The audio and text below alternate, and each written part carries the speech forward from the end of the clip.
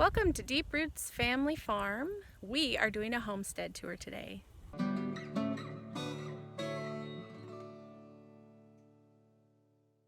We're Brendan, Indiana, and we are building an off-grid homestead in northern Idaho.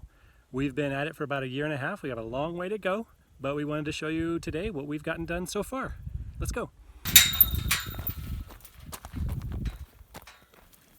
So as you come in our gate, here's the road. It runs basically along the south side of our property. We built a bunch of stuff up top there because there was already an existing septic tank and a flat place. So we built a pole barn up there. We'll show you that in a few minutes. We live on 26 acres here. Today we're going to show you the barn, the sawmill, all the animal enclosures, everything we've built so far, and at the very end of the video we're going to show you our newly completed tiny home timber frame cabin.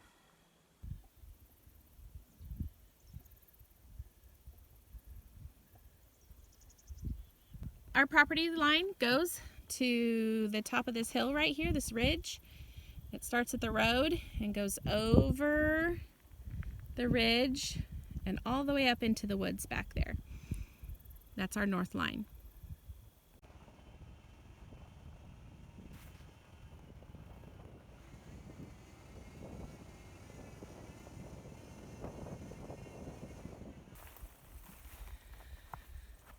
Our first stop is the berry patch. We created this berry patch last year. We put in a few strawberries and a few raspberries and blackberries and blueberries. And then last fall, we helped a friend move her berry patch, and she gave us a bunch of huge root balls of raspberries and blackberries. So we put those in here, and they really seem to be thriving.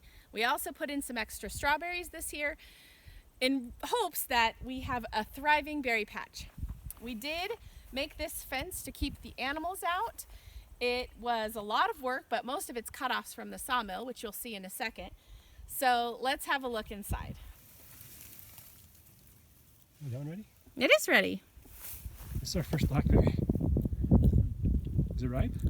Still a little sour. But this plant is doing the best out of all of them. So it has a nice big clump. And a second clump coming on. So we'll see if those make it. Oh, there's more over there too.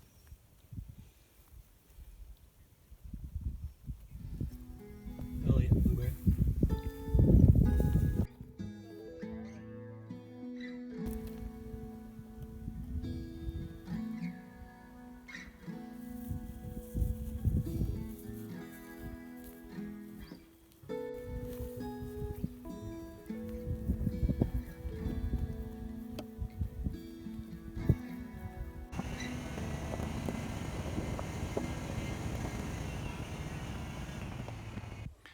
This is the future site of Gabriel's leathersmithing workshop. He's building it himself with lumber that we've milled on our sawmill, and that's our next stop.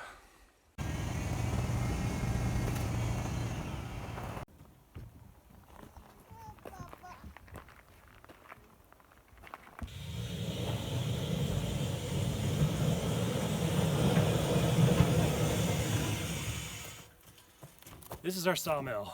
It is made by Woodland Mills, and it has been a life changer. We have milled miles of board in the last year and a half. We have 193 hours on the meter, and we use it probably 4 days a week. It has made a huge difference cutting our own lumber. We buy these logs from a local logger. He brings them, drops them off, and trades me for log for stuff that he needs cut, and it's just really worked out well. Over here is where we store most of our tools. We built a little tent to keep stuff out of the rain. And mostly everything's in boxes, but this tent has been great because it's so steep, it sheds all the snow. We haven't had to replace the tarp even a year and a half, so that's working fine. And the next thing is this workshop tool shed. I don't know exactly what to call it. We don't do much work in here because we pretty much have it full of tools. We got a little bench out here for doing messier things, and inside we have a pegboard with a work desk, a work surface, and a lot of junk. You need a lot of junk to keep a homestead running. Just past our sawmill is one of our many trails that we're developing through the woods. We don't spend a lot of time in the woods. We have cut some timber, but for the most part, the woods are just for fun.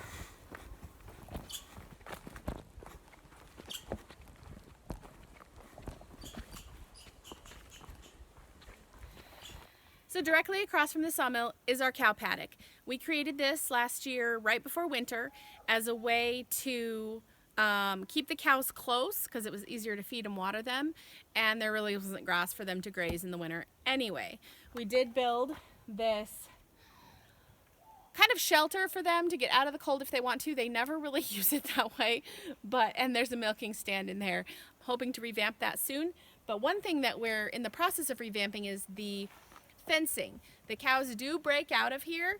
They just push through the lines because the lines weren't very tight. So Brendan has gone around and made new corners so that we can hopefully keep them in this winter. So from the cow paddock, you can see our fence there we were just standing at. And there is our big, beautiful garage, shop, workshop, future home of. I don't know what to say about that. We call it the barn, but it's really not ever going to be an animal barn.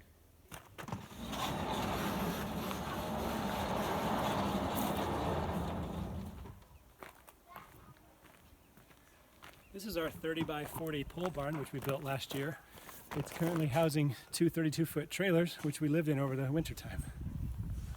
Future plans for this include wood shop, wood storage, and just a place to keep our tools safe.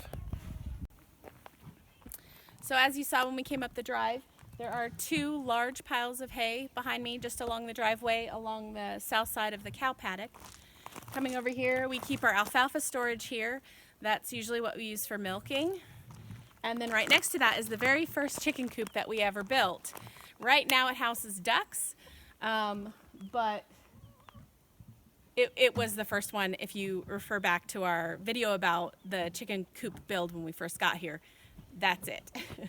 As we keep walking along here, you'll see the cow very sadly tied up because she does get out. So until the fence is fixed today, she's tied. We also have this little coop, which has gone through iterations of being a chicken tractor out on the land, and it was a duck coop for a while, and now it houses what was to be our meat birds. We had 56 chickens that we bought, and a hawk has eaten all but 10. So, I mean, they've died. A few have died from other reasons, but for the most part, the hawk has taken them. But we still do have that there. We also have our laundry line. This is where we hang all our laundry, and it's just right in front of the barn and between the barn and the cow paddock.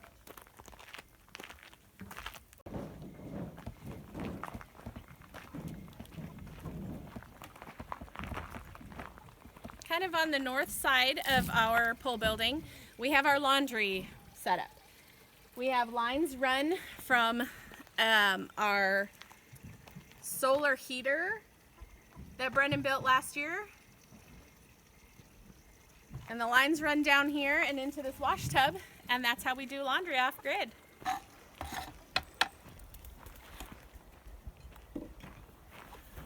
This is a very recent addition to our homestead. It's a clay pizza oven. We have used it probably about 2 months now, and we use it once a week. It makes awesome pizza. It's just made of stone and cob and brick, and there's a lot of instructions online if you're interested in making one like that on your property. So this summer we have eaten outside pretty much all summer. We love it. This is our dining room. Plastic tables. It does have chicken feet walking on it. We do have to wash it daily. But we eat out here and have enjoyed the summer out here. We put our little canopy up over top, and that chicken just laid an egg. So there you go. So behind me is our goat milking stand. It's basically going to be moved, so I'm hoping to bring it down here next to this because this hill gets wet in the wintertime and it's kind of hard. This is our goat paddock and shelter. The goats are free ranging during the day, but we do put them away at night.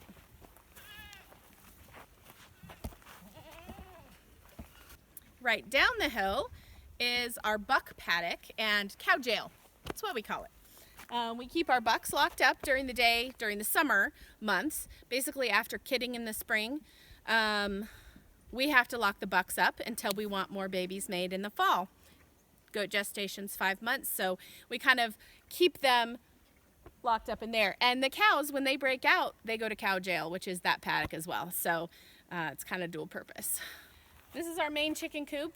Megan and Josiah found the kind of shed online last year, brought it in, set it up. I think we might have a video of that. I don't remember. And so that's our main coop with the original chickens that we bought last year. We have a lot of different chicken coops and duck coops. They serve different purposes and we have different plans for them. So up here on the hill we have the little chickshaw that Brendan built.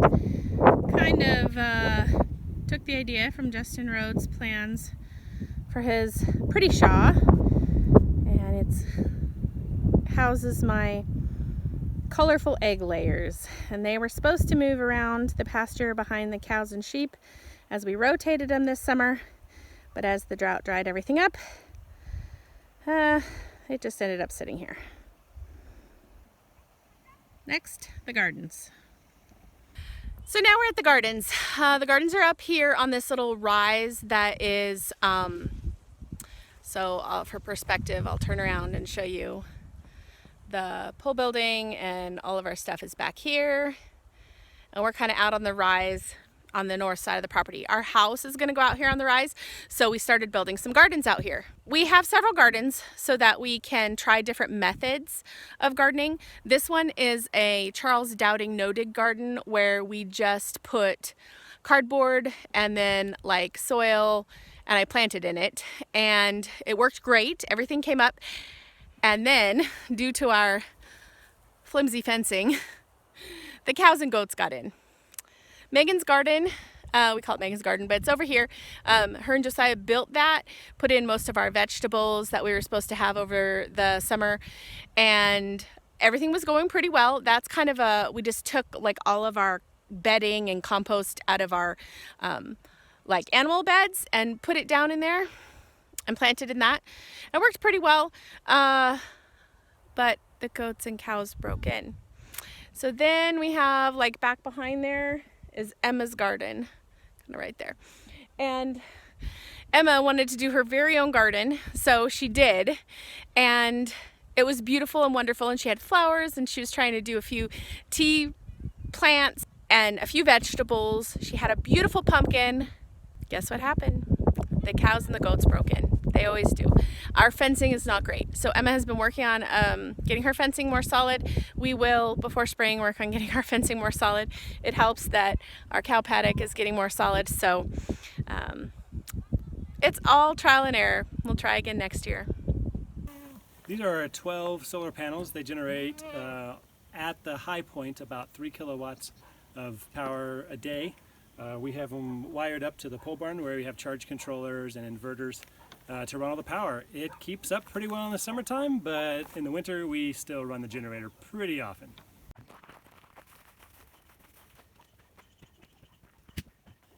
On the back of our pole barn we built 2 sheds. This one keeps our propane generator safe and out of the weather, and the other one is for storing firewood. Up here we have what we call the chill out area. Hammocks and swings in the shade. Wonderful on a hot day.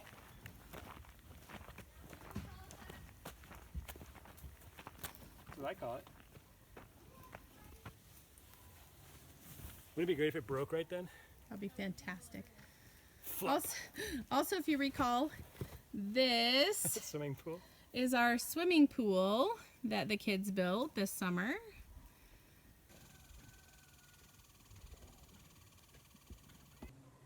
Our next stop is going to be the timber frame tiny home that we've just completed. If you made it this far into the video, thank you so much for joining us. Please subscribe if you haven't done so yet, and hit the little notification button so you can receive all our new videos as they come out.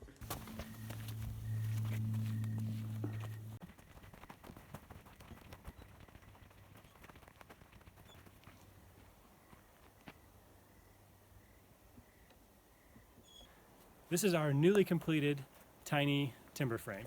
It's 12 foot by 16 feet, so technically it qualifies as a tiny home. We're really close to being 100% done. We have to put a smokestack in for the fireplace. This is the place that Megan and Josiah and their children are going to live this next year while we work on our main house. Let's take a look inside. Let's go.